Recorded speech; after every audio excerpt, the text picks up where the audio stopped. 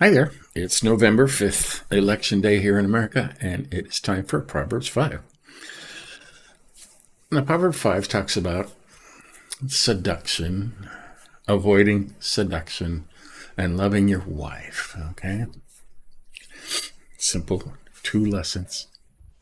So let's read it.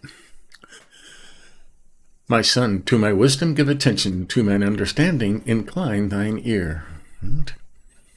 To observe thoughtfulness and knowledge, do thy lips keep. Yeah, so that you maintain discretion and your lips safeguard knowledge, right? For the lips of a strange woman drop honey, and smoother than oil is her mouth.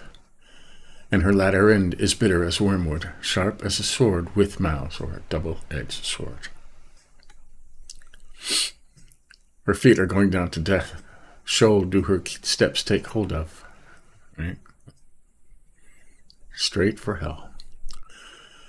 The path of life, lest thou ponder, moved her paths thou knowest not.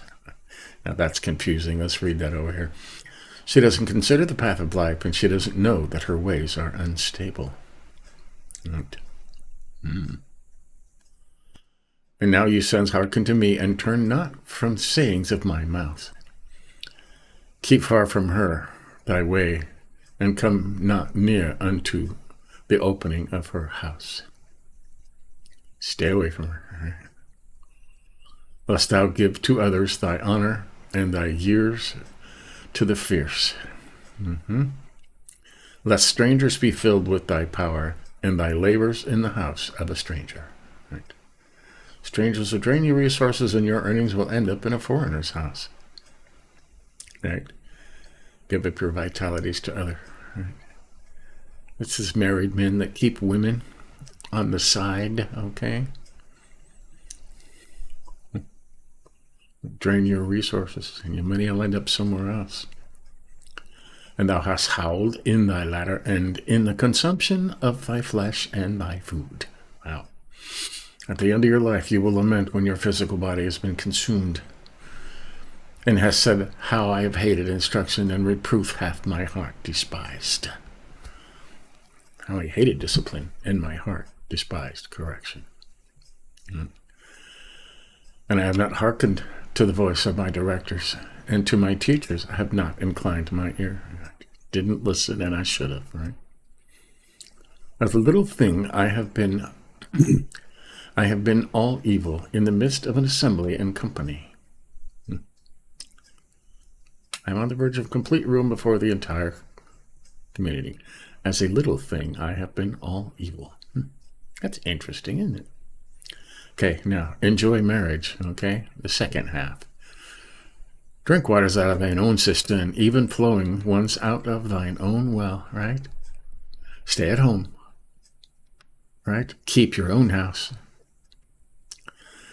Let thy fountain scattered abroad in broad places, rivulets of waters. Right. Should your springs flow in the streets, streams of water in the public squares? Now, when they're talking about your springs, right, let thy fountains, I believe in the Greek is talking about your seed, okay? Your seed. Keep that at home. Let them be for thee, let them be to thee for thyself, and not to strangers with thee. Your springs, your water, your seed. Let thy fountain be blessed, and rejoice because of the wife of thy youth. Right?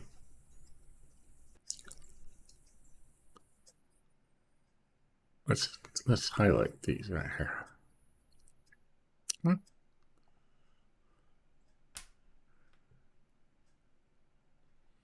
Make that part of it. Why not? Why not, right? That way we'll have to read it again. I'm talking about your wife, a hind of loves, a roe of grace. Let her love satisfy thee at all times, and let her love magnify thyself continually. Right. All the other versions say, let her breast always satisfy you. Okay. Young's literal left that out. Let her loves satisfy thee at all times. 20. And why dost thou magnify thyself, my son, with a stranger, and embrace the bosom of a strange woman? Right? I don't know why they do that. 21. For over against the eyes of Jehovah are the ways of each, and all his paths he is pondering. For a man's ways are before the Lord's eyes, and he considers all his paths. God is always watching you. Okay? God is always watching you. His own iniquities do capture the wicked, and with the ropes of his sin he is holden. A wicked man's iniquities trap him. He's entangled in the ropes of his own sin. And 23, he dieth without instruction, and in the abundance of his folly magnifieth himself. He will die because there is no discipline, and lost because of his great stupidity. That's what magnify yourself means, right? God hates prideful people. Okay? So there you go. Very simple. All right? We didn't highlight a lot. I mean, we could highlight 3, 4, and 4 like we did over here. All right? And just highlight all of them.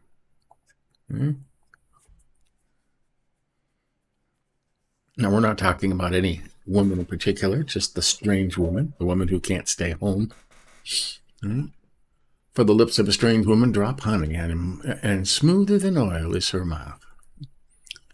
And her latter end is bitter as wormwood, sharp as a sword with mouths, two-edged sword.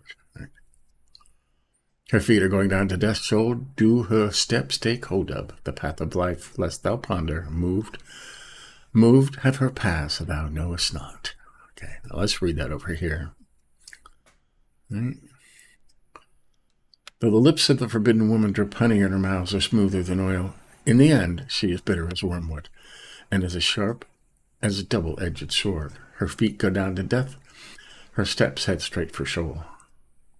She doesn't consider the path of life. She doesn't know that her ways are unstable. Okay? Living in the moment, right? Only thinking about what feels good right now.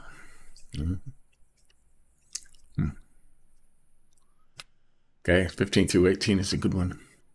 Drink waters out of thine own cistern, even flowing ones out of thine own well. Let thy fountains be scattered abroad in broad places, rivulets of water. Let them be to thee for thyself, and not to strangers with thee. Let thy fountain be blessed, and rejoice because of the wife of thy youth. Right? Shall we read that over here? 15 through 18. Drink water from your own cistern, water flowing from your own well. Should your springs flow in the streets, your springs, your seed, right? Streams of water in the public squares. They should be for you alone, and not for you to share with strangers. Let your fountain be blessed, and take pleasure in the wife of your youth. Right? Stick with your wife. I highlighted 21 over here. For over against the eyes of Jehovah are the ways of each, and all his paths he is pondering. He, capital He, God, Jehovah, is pondering. Right? For a man's ways are before the Lord's eyes, and he considers all his paths. God looks at everything you did, okay? And he will.